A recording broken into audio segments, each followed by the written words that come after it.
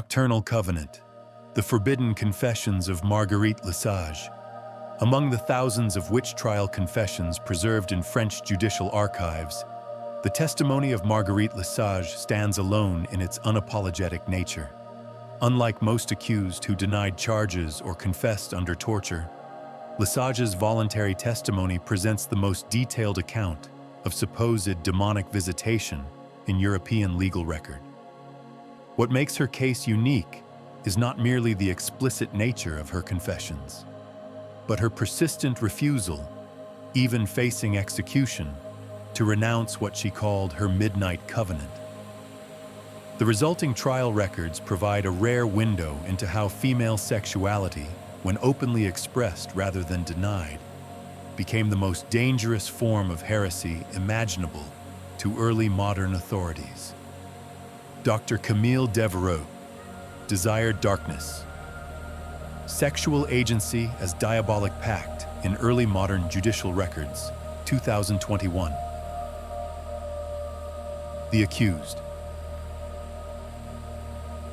Marguerite Lesage occupied an inherently precarious position in 1682 rural Normandy society.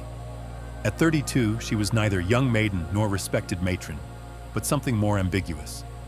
A widow of 2 years, whose husband had left her a small cottage and herb garden on the outskirts of Rouen, affording her unusual independence despite modest means.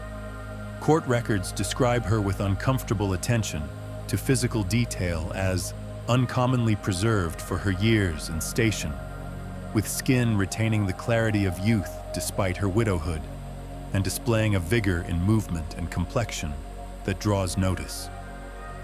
This observation, meant to suggest unnatural vitality, inadvertently reveals what may have been her first transgression. Remaining desirable despite the social expectation that a widow should fade into mournful invisibility. Unlike most accused witches of her era, typically impoverished elderly women living in desperate circumstances, Lesage maintained a modestly comfortable existence through knowledge of herbal medicine. Local women sought her remedies for various ailments, particularly those related to monthly courses, fertility, and childbirth pain. Knowledge that positioned her at the intersection of accepted female healing traditions and suspicious women's secrets. What distinguished Lesage from other village healers was her unusual personal manner. Witness statements repeatedly note her inappropriate vivacity for a widow, her habit of maintaining direct eye contact with men rather than downcast glances, and most damning, the flush of vitality about her person at all hours, as if perpetually warmed from within. The accusation. The chain of events leading to Lesage's arrest began not with allegations of maleficia, harmful magic, but with something far more intimate: the confession of a local carpenter to his parish priest in spring of 1682. According to court records, Jean Moreau, a widower himself, divulged during confession that he had experienced disturbing dreams of carnal nature, involving widow Lesage for several consecutive nights, despite having no waking interest in the woman. The priest, Father Guillaume Delacroix, might have dismissed this as ordinary temptation, had Moreau not added a disturbing detail.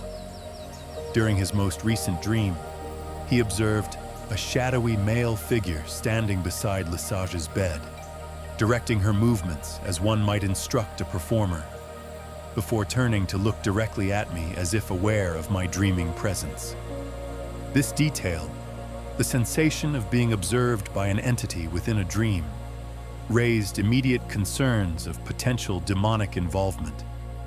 Father Delacroix began discreet inquiries among male parishioners, discovering 5 additional men reporting similar nocturnal experiences involving Lesage, each describing identical details despite having no apparent communication with each other. Most disturbing was the testimony of the village blacksmith, who reported that following 3 nights of such dreams, he encountered Lesage at the market, whereupon she smiled and whispered, He shows me which ones are ready for visitation, though he had never spoken to her of his dreams. These accumulated reports prompted Father Delacroix to bring the matter to regional ecclesiastical authorities, resulting in Lesage's arrest on suspicion of night witchery and demonic congress in July 1682. The investigation. The investigation that followed was unusually thorough for a rural witch case, reflecting growing sophistication in demonological jurisprudence during the late 17th century. Rather than proceeding directly to physical examination and torture, investigating magistrate Pierre Robillard established a methodical process, beginning with extensive questioning of witnesses and the accused. The witness testimonies created a disturbing pattern. 7 men from various social positions reported experiencing vivid dreams in which they observed Lesage engaged in acts of carnal nature, with a shadowy male figure whose features remained indistinct except for unusually penetrating eyes, described variously as ember-like or reflecting light like a predator's in darkness. In each dream, the witnesses reported the same progression. They began as unwilling observers before becoming participants, after which the shadowy figure would acknowledge their presence with direct eye contact, causing immediate waking with physical symptoms, including racing heart, shortness of breath, and what court records delicately term a state of male arousal. Most significantly, 6 of the 7 men reported experiencing these dreams on identical nights, with the sequence beginning during the new moon and concluding at the quarter phase, a pattern suggesting coordinated rather than random occurrence. When questioned separately about their waking interactions with Lesage, all denied any significant relationship beyond ordinary village commerce. However, 5 admitted experiencing a distinct awareness of her physical presence when passing her in the village, with one describing it as a sensation of warmth and subtle pressure, as if standing too near a banked fire. The investigation took a more ominous turn when local women were questioned. 3 female neighbors reported observing unusual activities at Lesage's cottage during night hours, including lights appearing and disappearing in various windows despite no visible movement within. A male voice engaged in conversation, though Lesage lived alone. The scent of unfamiliar incense or herbs emerging from her chimney during night hours. Most damning, the sound of movements and vocalizations consistent with intimate relations, despite her widowed status and no known male visitors. These testimonies established sufficient concern for Magistrate Robillard to order a search of Lesage's cottage, a search that yielded evidence far more specific than the usual ambiguous witch trial proofs. The evidence. The inventory of items discovered in Lesage's cottage, documented with unsettling precision in court records, reveals how everyday objects became infused with sinister significance through the lens of demonological suspicion. A journal written in Lesage's hand, containing detailed records of her dreams, including descriptions of encounters with an entity she called Amareth, documented with methodical attention to physical sensations and times of occurrence. A small wooden box containing locks of hair from 7 different men, later identified as matching the witnesses reporting dreams, along with scraps of paper bearing their names. A collection of dried herbs, including several associated with dream enhancement and sensory stimulation, including mugwort, damiana, and mandrake root. A carved wooden figure approximately 7 inches in length, polished smooth from apparent handling, with detailed anatomical features clearly representing male genitalia. Most damning, a small parchment bearing what appeared to be a formal covenant written in French, but incorporating phrases in Latin and an unknown script, which concluded with a dark stain that physicians later testified was consistent with dried blood. The search also revealed architectural peculiarities about the cottage itself. Though appearing ordinary from outside, internal examination showed the bed positioned at the precise center of the structure, with the 4 posts aligned to cardinal directions. More disturbing was the discovery that the headboard contained a concealed compartment holding a silver mirror positioned to reflect the bed when opened. These physical discoveries transformed the case from suspected moral transgression to formal allegations of diabolism. When confronted with these items, Lesage neither denied their ownership nor offered innocent explanations, instead responding with what the court scribe described as unsettling serenity, as one discussing matters of ordinary household management rather than evidence of grave heretical import. The confession. What truly distinguished the Lesage case from typical witch trials was the nature of her testimony. Unlike most accused who either maintained innocence or confessed to diabolic pacts under torture, Lesage provided voluntary, detailed statements about her experiences. Statements that court records note were delivered with neither shame nor fear apparent in voice or countenance. Her initial testimony, recorded by a visibly discomfited court scribe, established the foundation of what would become an increasingly disturbing confession. I first encountered him 5 months after Henri's death, when my grief had finally exhausted itself enough to permit sleep. He did not appear suddenly or with any clamor, but gradually, first as a scent like cedar and clove in the darkness, then as pressure upon my bedclothes, and finally as a substantial presence beside me. He spoke my name with perfect pronunciation, not the village manner of saying it, but as my mother from Provence had taught me, and asked simply if I desired company in my solitude. I said I did, believing myself to be dreaming, though I was more lucid than in ordinary dreams. His form was initially indistinct, but with each visit became more substantial, tall in stature, broad across the shoulders, with features both handsome and somehow unsettling in their perfection. Only his eyes remained consistent from the beginning, dark as polished obsidian, but containing lights within, like embers seen through smoke. He called himself Amareth and said he had watched me in my grief, waiting for the moment when solitude became more painful than fear would be. He offered companionship without the constraints of marriage, pleasure without consequence or obligation. When asked by Magistrate Robillard if she understood this entity to be demonic in nature, Lesage's response intensified clerical concerns. I asked him directly if he was a devil come to claim my soul, as the church warns. He laughed, a sound like distant thunder, and said, "I am far older than the concept of devil or angel. These are categories created by men who divide the world into permitted and forbidden, rather than seeing the full spectrum of what exists between realms." He told me he was neither demon nor spirit, but something that exists in the threshold between waking and sleep, able to interact with physical form, but not bound by its limitations. He required no formal pact or renunciation of faith, only willing acceptance of his visitation.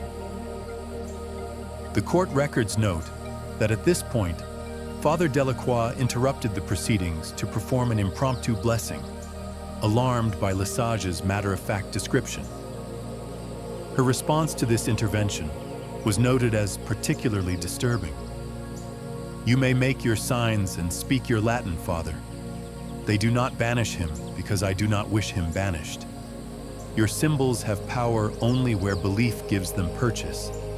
And while I respect your God, I have experienced something your teachings never prepared me for. Pleasure without shame, desire without sin, and companionship without servitude." The physical dimension. What most disturbed ecclesiastical authorities was not merely Lesage's admission of supernatural encounters, but her explicit description of their physical nature. When questioned about the carved object found in her possession, she responded with candor that the court scribe initially refused to transcribe, requiring Magistrate Robillard to personally record her words. Amurath's physical form differs from mortal men in ways both subtle and profound. The carving is my attempt to create a physical reminder of these differences for use in his absence. During his visitations, he can manifest complete physical presence that affects me as tangibly as any earthly lover would. His touch leaves temporary marks upon my skin. His scent lingers in my bedclothes until morning. And the physical culmination of our congress produces actual sensation and release.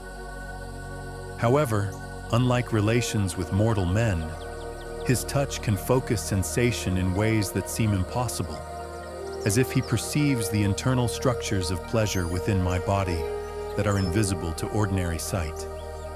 He has explained that where mortal lovers must discover through trial and error, he directly perceives the pathways of sensation as clearly as visible light.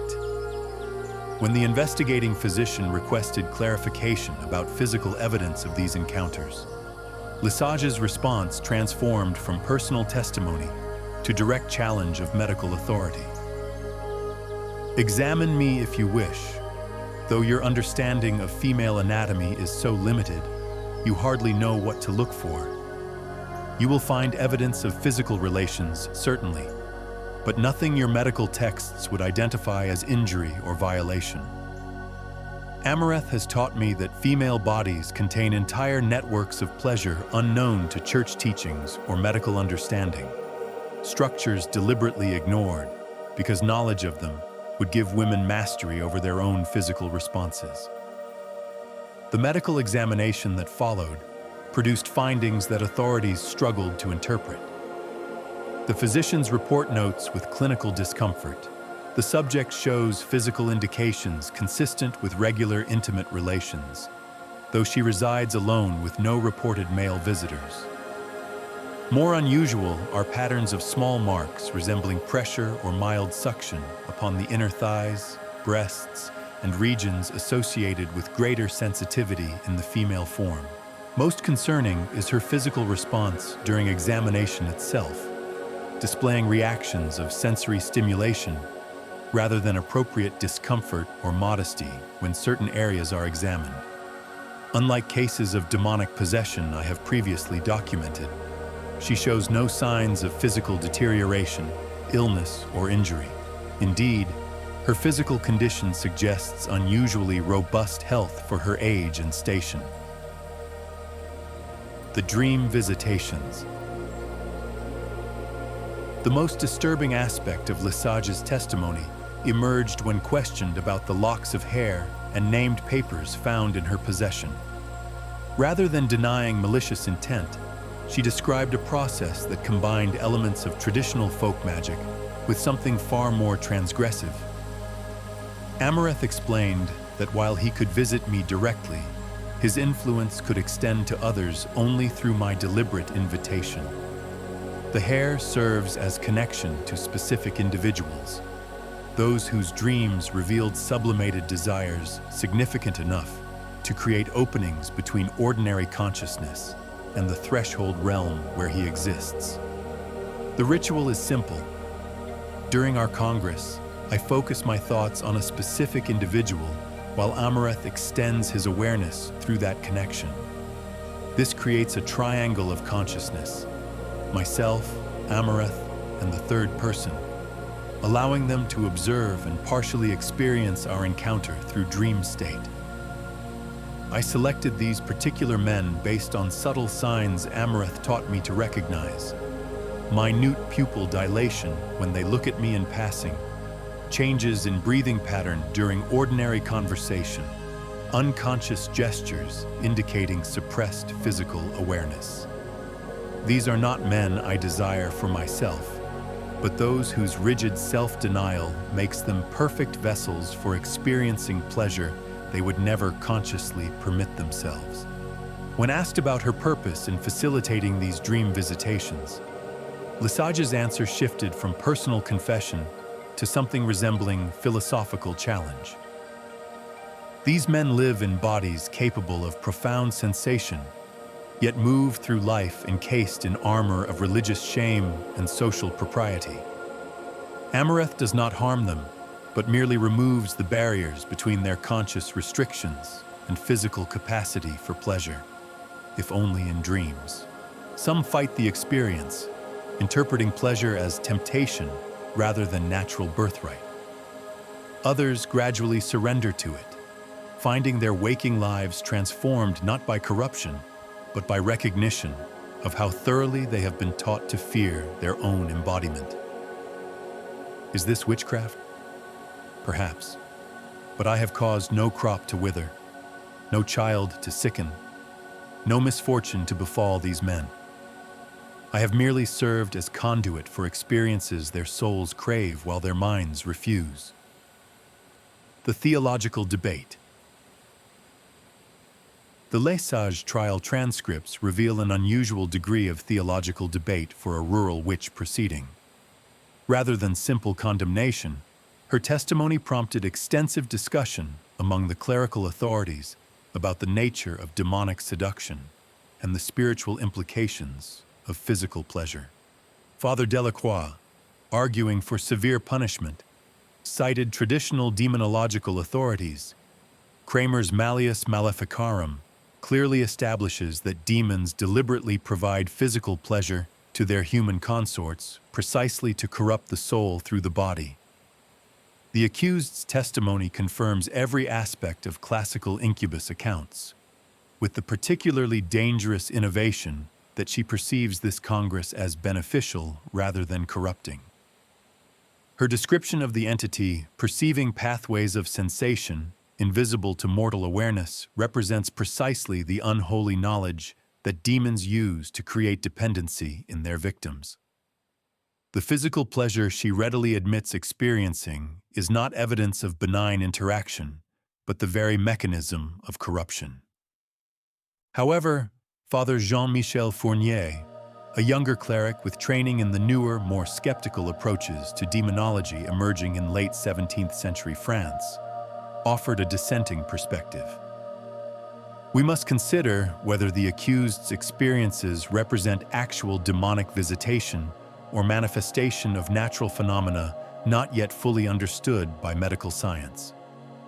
Recent anatomical studies suggest female bodies indeed contain structures dedicated to sensory pleasure independent of reproductive function, structures largely ignored by current medical texts for reasons that appear more theological than scientific.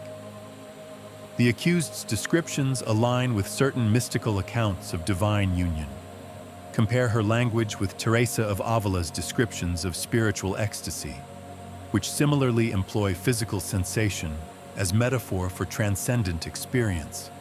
Is it possible we face not demonic seduction, but misinterpreted mystical experience without proper spiritual guidance?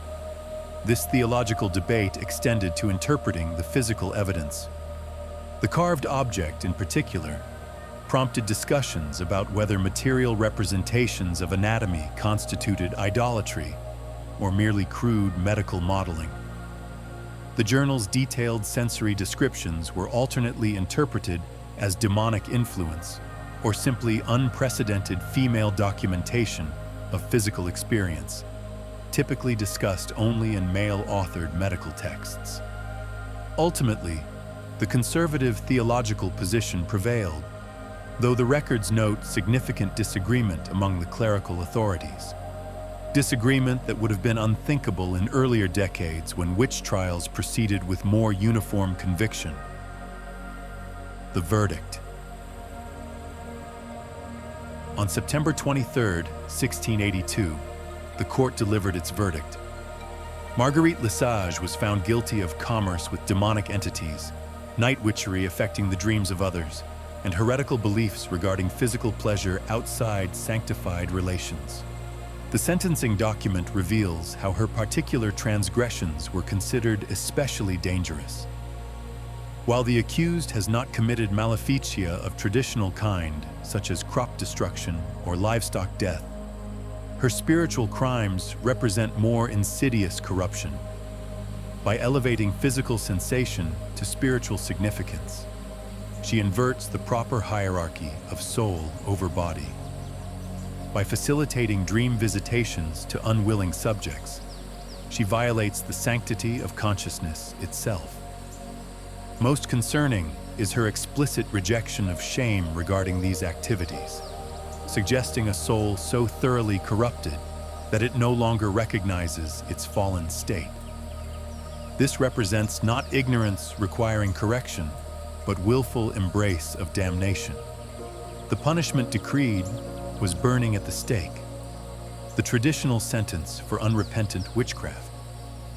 However, in recognition of evolving standards in late 17th century French jurisprudence, the court ordered that she should be strangled before burning, a measure of mercy not extended in earlier decades. What makes the case historically significant was Lesage's response to this verdict, recorded by the court scribe with evident discomfort.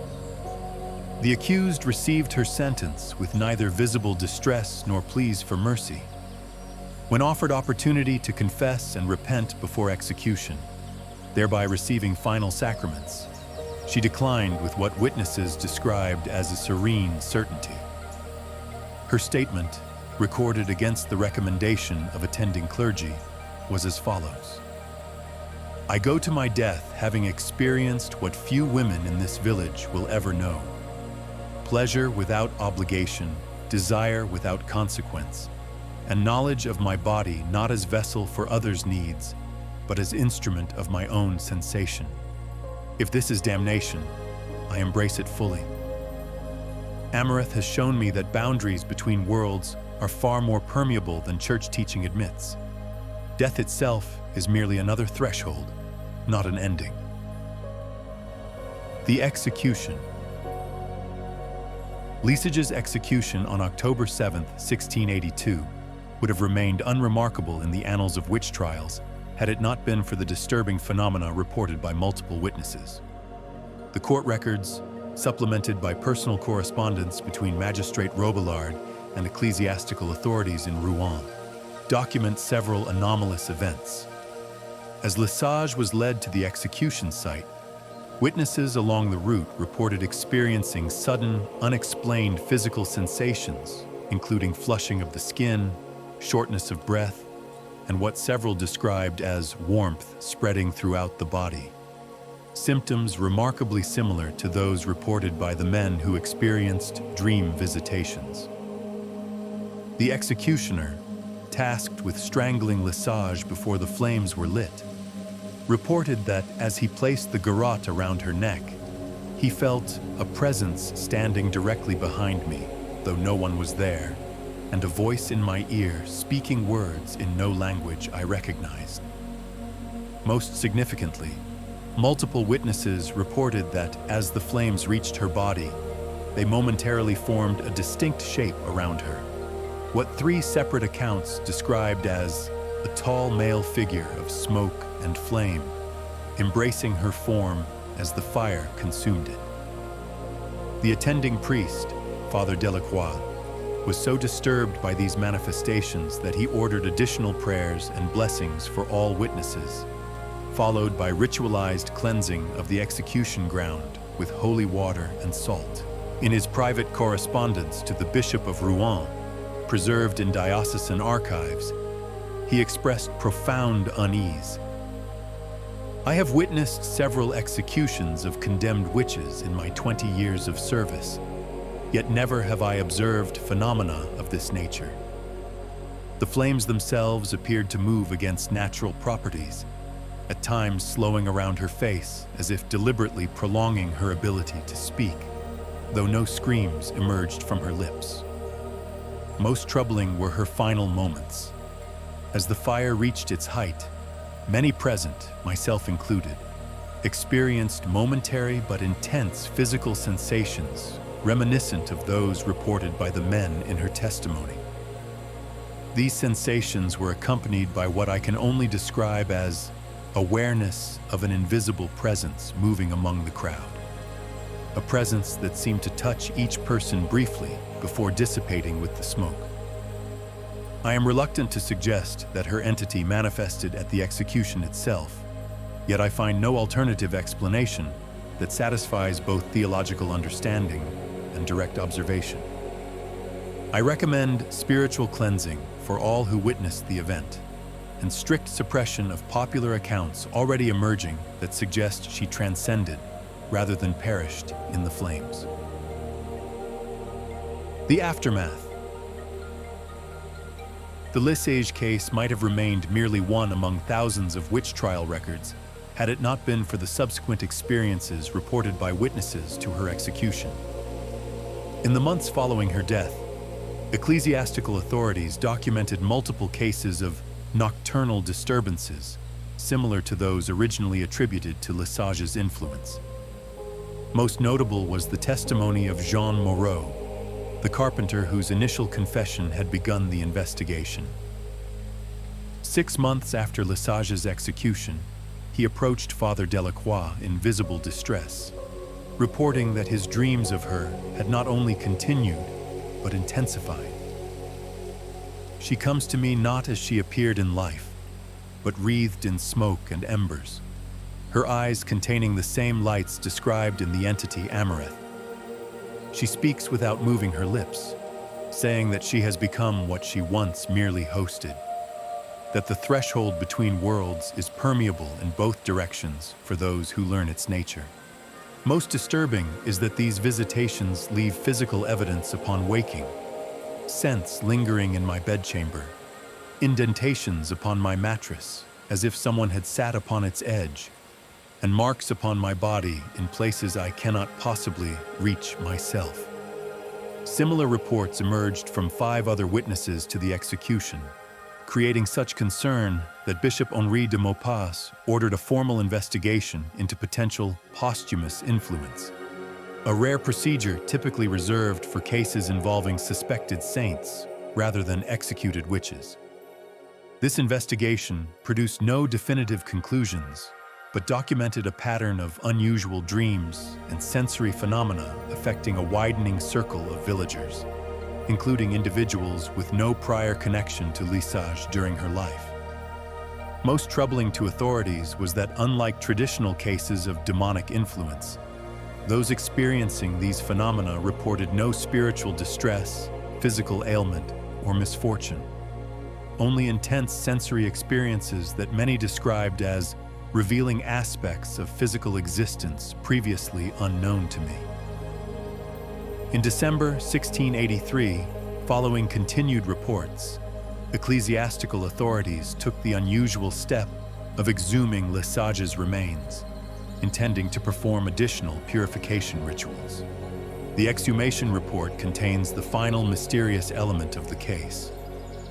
Upon opening the burial site, they discovered not ashes and bone fragments as expected after burning, but an empty grave containing only a layer of unusually fine dark sand and the lingering scent of cloves and cedar. The historical significance. The Lesage case occupies a unique position in witch trial scholarship for several reasons. It occurred during the waning period of major witch persecutions in France, when increasing skepticism about demonological claims was beginning to influence judicial proceedings. It centers explicitly on female sexual experience as the primary evidence of diabolic influence, documenting in unusual detail how pleasure itself became criminalized when disconnected from male authority and reproductive purpose. It contains extensive first-person testimony from the accused, recorded with minimal scribal filtering compared to earlier trials where women's voices were heavily mediated through male interrogators. Dr. Camille Devereux, whose 2021 analysis represents the most comprehensive examination of the complete case records, notes how Lesage's testimony challenges conventional historical narratives about witch trial confessions. Unlike most accused witches who either denied charges or confessed to diabolic pacts under torture, Lesage freely admitted to supernatural encounters while rejecting the theological framework interpreting them as evil. Her testimony represents not confession of sin, but assertion of alternative understanding, challenging the very premises of the court, rather than merely responding to its accusations. Most significantly, she articulates a coherent counter-theology in which physical pleasure serves as pathway to knowledge rather than corruption, directly inverting the ascetic principles underlying much of early modern Christianity's approach to embodiment, particularly for women. The case also documents how medical and religious authorities responded to explicit female testimony about sexual experience, recording their discomfort, fascination, and attempts to pathologize pleasure itself when it existed outside authorized contexts. The modern interpretation. Contemporary analysis of the Lesage case has expanded beyond religious history to include perspectives from gender studies, psychology, and comparative mysticism.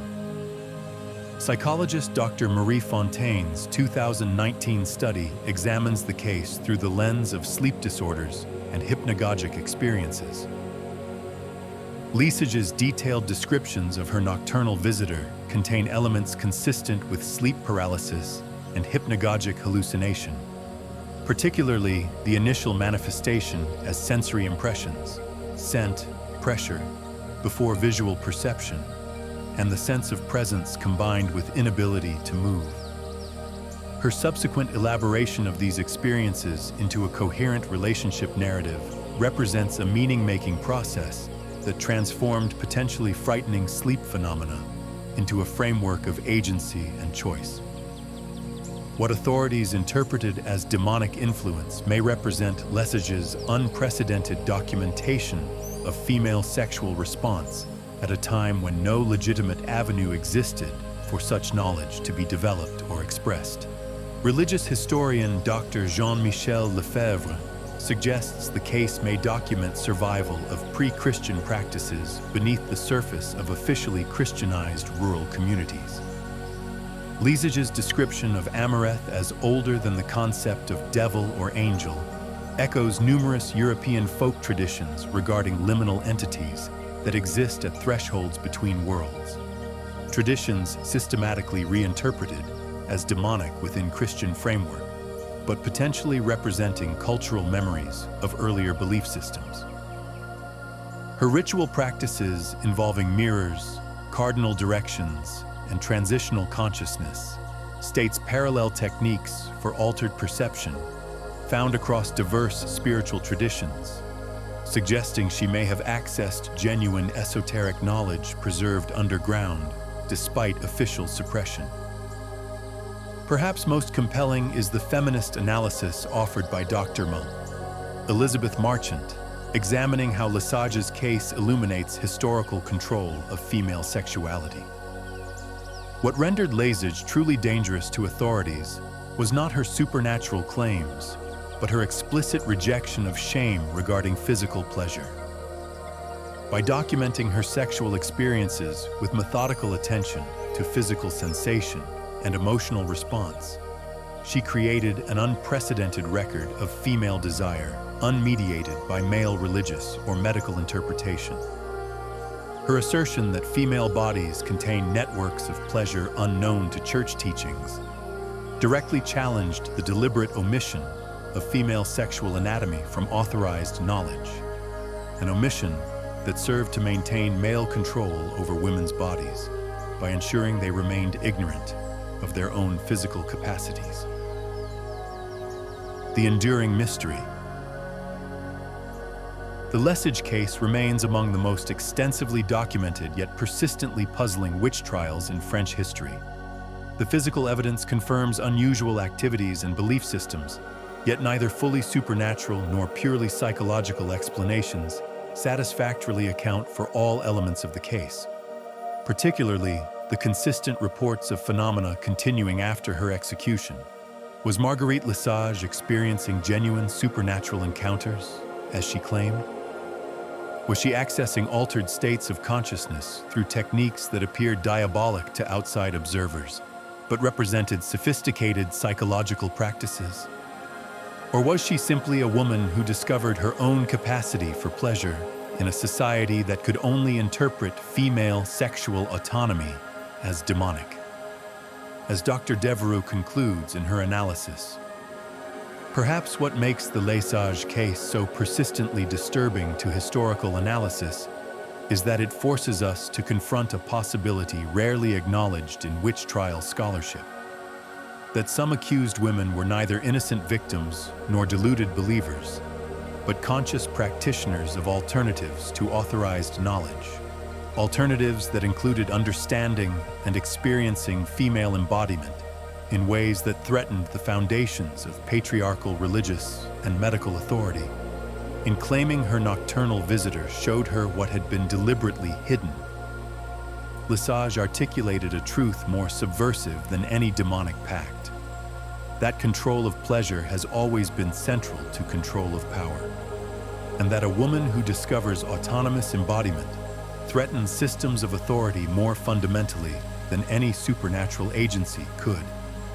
The convent built on the site of Lesage's cottage in the early 18th century, a deliberate attempt to sanctify ground considered spiritually compromised, was abandoned in the 1790s during the French Revolution.